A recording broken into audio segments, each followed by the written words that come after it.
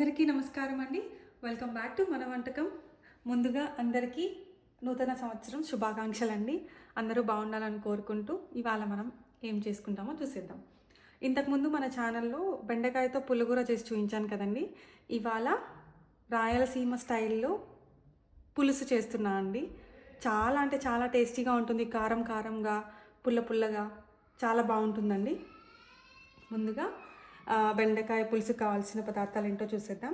నేను ఇక్కడ చూపిస్తున్నట్టు బెండకాయలు ఆల్రెడీ కట్ చేసేసుకున్నా అండి. ఇది 1/4 కేజీ పైన ఉంటుంది, దగ్గర దగ్గర 1/2 కేజీ ఉంటుందండి. అలాగే ఒక పెద్ద సైజు టొమాటో కట్ చేసేసుకున్నాను.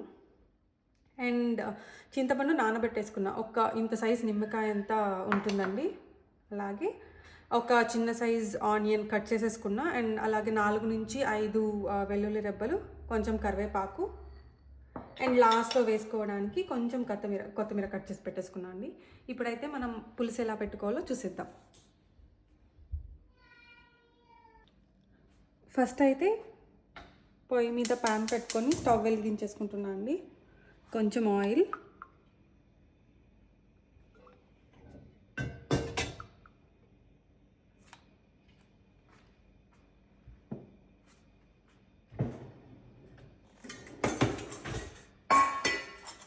ఆయిల్ కొంచెం వేడయ్యాక కొంచెం కూర వడియం వేసుకుంటున్నా. కొంచెం జీలకర్ర, కొంచెం ఆవాలు. ఆల్రెడీ వడియంలో ఉంటుంది కదండి, అందుకు తక్కువ వేస్తున్నా. ఇది కొంచెం అలా వేడయ్యాక ఆనియన్ వేసేసుకుందామండి. ఆనియన్, తెల్లగడ్డ, అలాగే కరివేపాకు ఇది బాగా వేగనిద్దాం.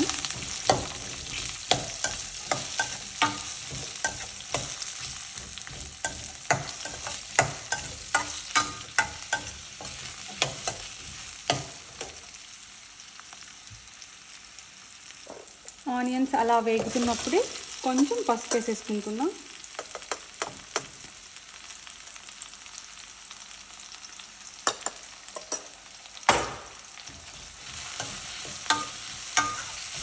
మరీ ఎక్కువ వేగిపోవాల్సిన అవసరం లేదండి. ఆనియన్ జస్ట్ అలా గోల్డెన్ రంగులోకి వస్తే చాలు. అండ్ ఇప్పుడైతే నేను బెండకాయ వేసి వేయించుకుంటున్నాను అండి. ఆయిల్లో వేగితే కొంచెం బంకపోతుంది కదా అని కొంచెం ఇది వేగాక మళ్ళీ టొమాటో వేసుకుంటా. ఇది అలాగే కొంచెం ఆయిల్లో వేగనిద్దాం.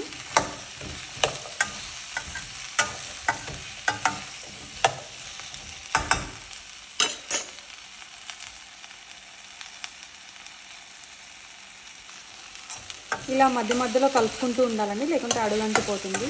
ఇప్పుడు ఏంటంటే కొంచెం ఉప్పు కూడా యాడ్ చేసుకుంటున్నా, జస్ట్ బాగా వేగడానికి.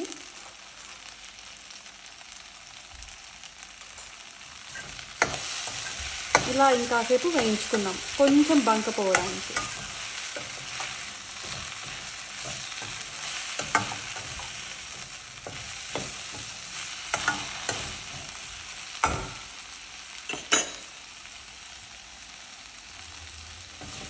ఈ మాత్రం వేగితే చాలండి. ఇప్పుడు నేను టొమాటో వేసేసుకుంటున్నా. మళ్ళీ కొంచెం అట్లా ఉప్పు స్ప్రింకిల్ చేసుకొని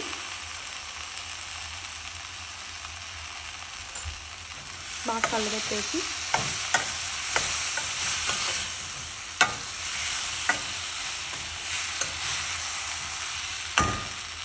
మూత పెట్టేస్తున్నాను అండి. మూత పెట్టి లో ఫ్లేమ్లో ఒక 5 మినిట్స్ టొమాటో బాగా మగ్గేదాకా ఉడికించుకున్నాం. టొమాటో కూడా బాగా మగ్గిపోయిందండి. ఈ టైంలో నేను కొంచెం పొడులు వేసేసుకుంటా. కావాల్సిన పొడులన్నీ ఇప్పుడే వేసేసుకుంటా అండి. మనం ఆల్రెడీ పసుపు పొడి వేసేసాము, కొంచెం మిరప్పొడి మీ కారానికి తగినంత వేసుకుంటే సరిపోతుందండి. అండ్ ధనియాల పొడి, నేను ధనియాల పొడి కొంచెం ఎక్కువే వాడతాను అండి, ఎందుకంటే కొంచెం పులుసు చిక్కగా రావాలి కదా. అండ్ ఉప్పు మీరు ఆల్రెడీ కొంచెం వేసారు కాబట్టి లాస్ట్లో కొంచెం చూసి వేసుకున్నా సరిపోతుంది.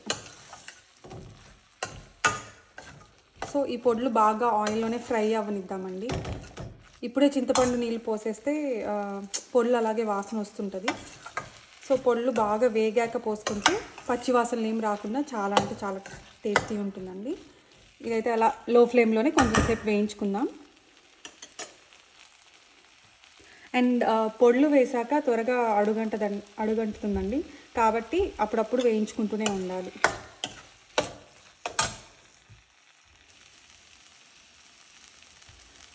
పొళ్ళన్నీ కూడా బాగా వేగిపోయాయండి, పచ్చివాసన పోయి.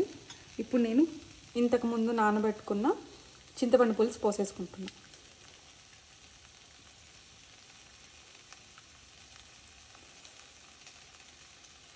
పులుపు మీకు తగినంత వేసుకోవచ్చండి.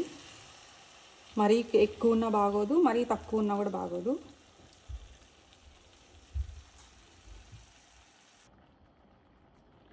పులుపు అంతా వేసేసుకున్నా అండి. ఇప్పుడు కావాల్సినంత వాటర్ వేసుకుందాం.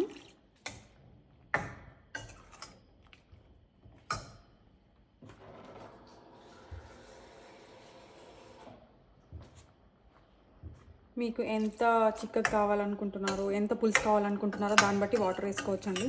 అండ్ మరీ ఎక్కువ వేసినా కూడా పులుపు తగ్గిపోతుంది. సో చూసి తగినంత వేసుకోండి.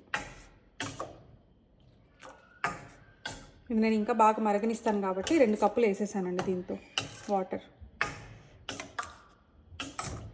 ఈ టైంలోనే మీరు ఉప్పు కారం అన్నీ చూసుకొని, కారం మీకు ఇంకా పడుతుంది అనుకుంటే కొంచెంగా యాడ్ చేసుకోండి. లేకపోతే ఆయిల్లో ఫ్రై అయితేనే కారం టేస్ట్ అండి. నేనైతే ఇంకా కారం ఏమీ వేయను, జస్ట్ ఉప్పు పడుతుందా లేదా చూసుకొని మాత్రం వేస్తాను. లాస్ట్లో అయ్యాక కొత్తిమీర కొంచెం, అంతే అండి. చాలా ఈజీ. ఇది కొంచెం మరగనిస్తే చాలు, అయిపోయినట్టే కూర. ఇది కాసేపు అలాగే ఉంచేద్దాం.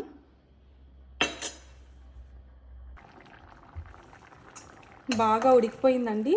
ఇప్పుడైతే కర్రీ రెడీ అయిపోయింది. లాస్ట్లో ఇంకా కొత్తిమీర మనం కట్ చేసుకున్నాం కదా, దాన్ని వేసేసుకుంటున్నాం.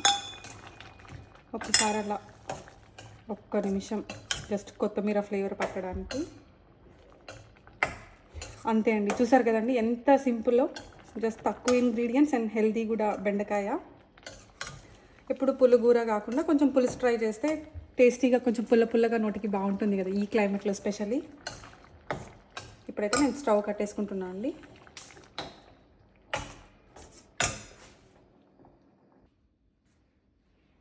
చూసారు కదండి ఈ పులుసు చేసుకోవడం ఎంత ఈజీయో బెండకాయతో. ఇది చాలా హెల్తీ కూడా అండి. ఒక్కసారి మీరు ఈ పద్ధతిలో ట్రై చేసి do let me know in the comment section ఎలా వచ్చిందో. అండ్ మరిన్ని ఇలాంటి వంటకాల కోసం సబ్స్క్రైబ్ టు మన వంటకం. మళ్ళీ వచ్చే వీడియోలో కలుద్దాం. Bye bye.